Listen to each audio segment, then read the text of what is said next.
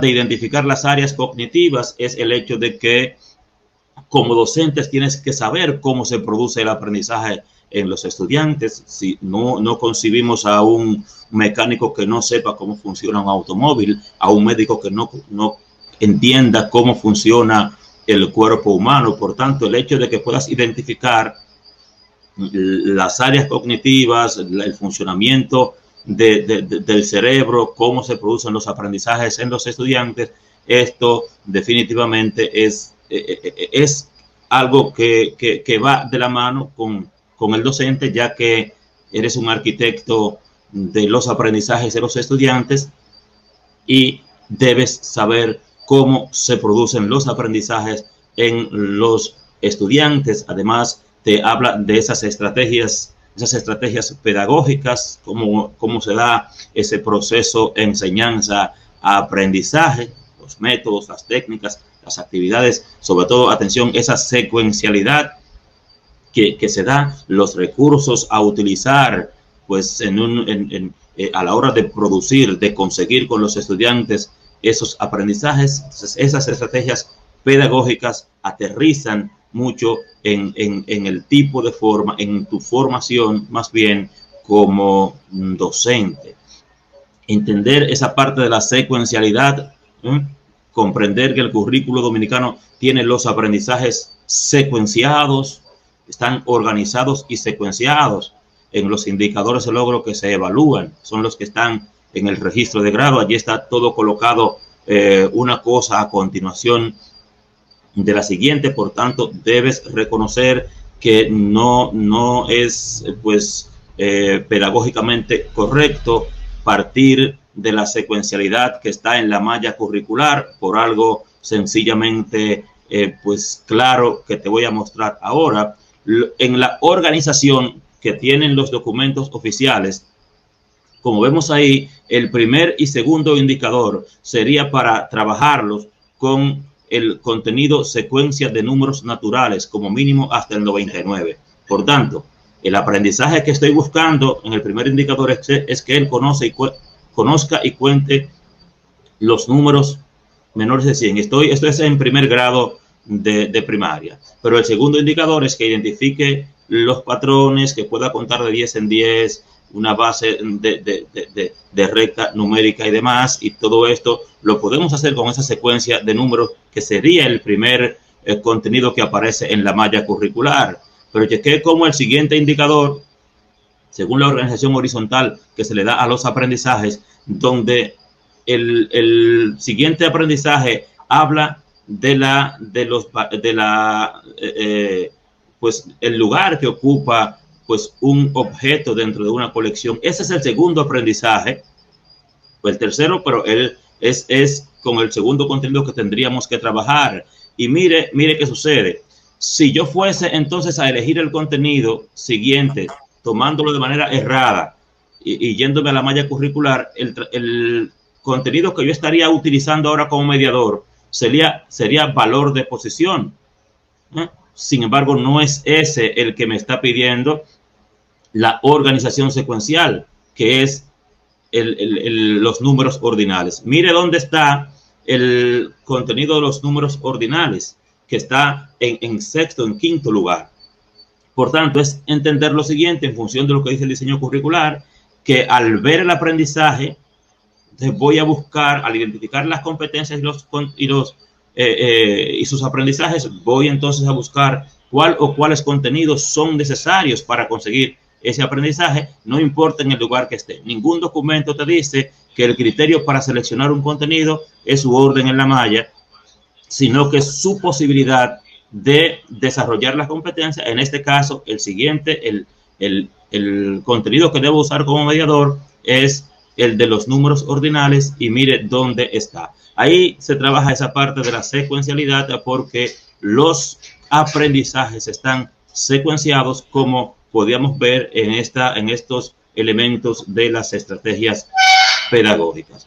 Mire entonces qué sucede cuando obviamos esa secuencialidad.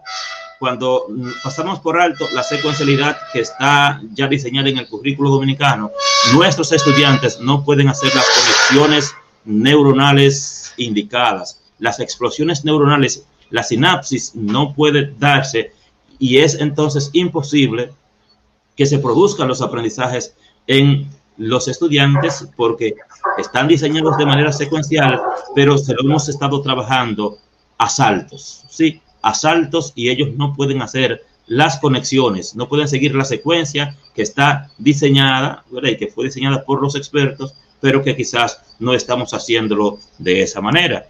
Reconociendo entonces que el mapa, pues, para evaluar competencias, es lo que vemos ahí, reconociendo siempre que un esquema como esto parte del eje Y positivo. Por tanto, un docente debe entender que a la hora de evaluar una competencia tiene que partir de identificar el aprendizaje a ser evaluado. Por eso, técnico profesional, su planificación parte del RA, del resultado de aprendizaje. Por eso, en la parte académica, la planificación parte del indicador de logro, que es como se llama ese resultado de aprendizaje en las competencias específicas. Ese docente, ese postulante, debe reconocer que en República Dominicana se han definido 7 competencias fundamentales, que hay 8 áreas curriculares, que esas áreas curriculares tienen una cantidad determinada de competencias específicas, que son los cuadros que vemos debajo. O sea, no es que tú puedas incluirle una competencia específica, ya están establecidas, 4 para lengua española, 6 para matemáticas, en fin, entender esa estructura, esos componentes del diseño curricular, o más bien del currículo de República Dominicana. Es que ese postulante debe entender que cuando hablamos de enfoque de competencias en República Dominicana, estamos hablando de que ese currículo oficial habla de 3 tipos de competencias, que son las fundamentales, que las vimos hace un momentito, las específicas, que son de las áreas curriculares, y las laborales profesionales, que son las que se desarrollan en proporción de 60% para ellas, 40% específicas, en los politécnicos y modalidad en arte. No tienes que detenerte en verificar las competencias laborales profesionales porque no estás concursando para politécnicos, pero sí entender que estamos trabajando en las áreas curriculares con competencias específicas y que ellas se traducen en indicadores de logro, que es lo que dice nuestros documentos curriculares, es lo que dicen que las competencias específicas se traducen en indicadores de logro,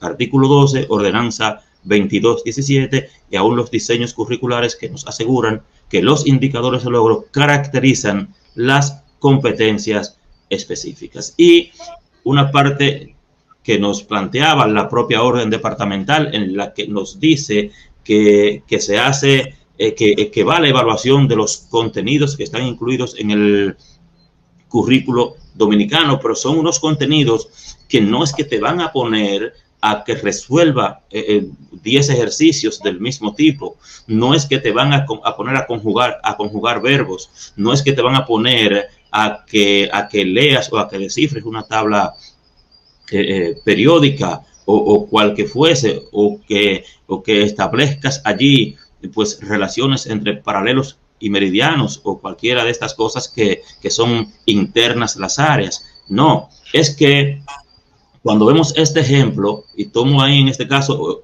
el primer indicador de logro, eso es en secundaria, en la primera competencia de matemáticas en secundaria, en el que describe ese aprendizaje. Por eso, al ver abajo en negrita, en donde está el indicador de logro, me está describiendo, en la parte negrita, repito, el aprendizaje, y en letras rojas te he marcado cuáles son los contenidos que ese indicador está pidiendo. Es decir, como la función del contenido ahora es servir de puente o de mediador para la consecución del aprendizaje, el indicador me dice qué es lo que el estudiante va a aprender y con cuáles contenidos los va a conseguir. Por tanto, es por eso que en la página 37 del diseño curricular de primaria, en la página 85 del diseño curricular de inicial, en la página 41 del diseño curricular de secundaria y en la página 50 de las bases de actualización curricular, nos dice cuál es la función de los contenidos ahora. que como son mediadores, el criterio para seleccionarlo no es el de la malla, no es el de Rodan de la malla, sino que es la capacidad que tienen de aportar a las competencias. Por tanto, debo elegir primero las competencias y en este caso el indicador, que es quien caracteriza la competencia, y poder entonces elegir el contenido. Como vemos ahí, me describe el indicador, entonces yo paso a la malla curricular y me encuentro que para ese aprendizaje necesitaré esos contenidos que están allí. Muy posiblemente ese indicador de logro, que es el primero de razona y argumenta en tercero de secundaria, me tome 3 semanas quizás esa planificación como unidad de aprendizaje, porque tiene 3 contenidos a utilizar. ¿Qué es lo que dice el diseño curricular? ¿Cuál o cuáles contenidos? Es lo que dice. Una vez he identificado las competencias, el siguiente paso es ver cuál o cuáles contenidos. En este caso, son varios contenidos conceptuales que voy a necesitar para este aprendizaje. Entonces, lo que voy a tener, porque chequeé aquí que me dice el indicador, que él identifica los tipos de polinomios dentro de expresiones algebraicas. ¿Pero qué? Que los utiliza para representar situaciones variadas de su entorno. Es lo que se busca allí. No es que sencillamente él no pueda organizar X debajo de X o XY debajo de XY. Es que él lo pueda aplicar a un caso de la vida real. Brevemente, ¿qué es lo que nos dice en este caso? Como ejemplo, para seguir el paso de don Juan Enciso con estos ejemplos. Me plantea allí un problema en el que ese docente de matemáticas tiene que demostrar que él sabe operar polinomios, ¿verdad? No es más que eso, se te aplica a un caso de la vida real, del entorno, que es lo que pide el indicador y que luego pues tendrá usted que especificarlo. A las letras, ver que lo que me está pidiendo es qué cantidad de golosinas dejaron pues los comensales, los invitados a la fiesta. Entonces, ¿cómo se va a exhibir que usted conoce sobre el contenido? Bueno, como podemos ver ahí, el hecho de a la hora de sumar ambas mesas para determinar, para dar respuesta a la pregunta, ese postulante colocó términos semejantes debajo de términos semejantes y como ya vio las reglas para operar polinomios, vemos ahí cómo cuando te den 4 opciones de polinomios o de respuestas correctas, al tú hacer la operación te vas a dar cuenta cuál es el polinomio correcto y podrías elegir de manera correcta. Por tanto, es a partir de los aprendizajes de los estudiantes, como dice la orden departamental, que van a evaluar los contenidos que tiene tu área curricular. Reconocer entonces esta parte como docente, que si esas competencias específicas están traducidas en indicadores de logro, te tienes que estar consciente porque habrán ítems que tenderán en esta situación, que de esos cuatro periodos escolares, para calcular la nota de un periodo escolar, te dice la normativa que debes sumar la nota de cada uno de los indicadores que viste dentro de ese periodo escolar. Por ejemplo, si el primer periodo escolar termina el 31 de octubre, todo lo que tú viste hasta el 31 de octubre va calificado en P1. Al final del periodo, el 31 de octubre, debes sumar los 5 o los 6 indicadores que viste en octubre, promediarlos y sería tu calificación del primer P. Por tanto, en ese caso, que vemos que ese docente trabajó en primer periodo 4 indicadores de logro, lo que se hace es la suma, se divide entre el total de indicadores y el promedio me da 95. Pero eso solo tienen que hacer los docentes de matemáticas. No, los de idioma, los de educación física, los de todas las áreas, los de formación humana. Por tanto, se hace ese énfasis en matemáticas básicas porque usted, sin importarle el área por la que esté postulando, tendrá que sacar promedios. Entonces, ahí vemos cómo para determinar esa nota final te dice pues la orientación, que es al final, cuando ya tú trabajaste primer periodo, segundo periodo, tercer periodo y cuarto periodo, vas a sumar las notas de los 4 periodos, va a dividir entre 4, o sea, las va a promediar y ese promedio es la nota final del estudiante. Así que te pueden plantear algo como esto y te preguntan cuál sería la nota final de un estudiante que obtuvo esto, esto, esto y esto, tendrías que hacer estas operaciones para poder determinar pues, cuál es la nota final o algo parecido a que cuál de esos estudiantes se va a recuperación pedagógica o se va a completivo. Para eso debes manejar eso y conocer la ordenanza 2217. Te habla de esa iniciación, de esta alfabetización inicial, a esa lectoescritura, terminando ya. Por tanto, aunque seas del área que sea, tienes que procurar ver, repito, cómo se producen los aprendizajes en los estudiantes, cómo se da ese proceso de alfabetización inicial, esa lectoescritura e iniciación a las matemáticas, para que puedas estar a la altura de las pruebas. Esa interpretación de textos sencillos, tienes que, como decía don Juan Enciso, practicar, ejercitar tu cerebro, buscar tutoriales que te permitan desarrollar esas habilidades, completar esas competencias que no se nos dieran en las universidades, que no pudimos desarrollarlas, pero que tenemos que aprovechar el tiempo ahora en intensivo para poder hacerlo. E insisto en esto como último, esa iniciación a las matemáticas, tienes que buscar esos tutoriales de matemáticas básicas, ese tipo de aritmética básica, geometría básica, para que puedas comprender todo esto. Así que no te rindas, tú puedes, dedícate a esto, un intensivo, a practicar, porque el éxito te espera. Dejo de compartir y vuelvo con ustedes, distinguidos amigos del panel.